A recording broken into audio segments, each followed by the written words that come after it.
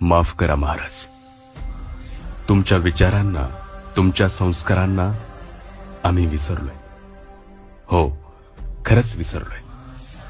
अहो, ज्या चारित्र्य संपन्न राजाचा आदर्श आज जग घेतोय, त्याच तुमच्या महाराष्ट्रात लेकी बाळींवर दिवसा ढवळा अत्याचार होत आहेत. कुठे कोणा लेकीला जिवंत पेटवल्या जातं, तर कुठे धार्मिकतेच्या नावाखाली चिरडल्या जातं. राज, तुम्ही आयुष्यभर स्वराज्यातील प्रत्येक मायमाऊलींना तळहाताच्या फोडाप्रमाणे जपलात, पण आज त्याच लेकीला न्यायासाठी वनवन भटकावं लागतंय. का, कशामुळे माहिती नाही. राज, लहान तोंडी मोठा घास घेतोय.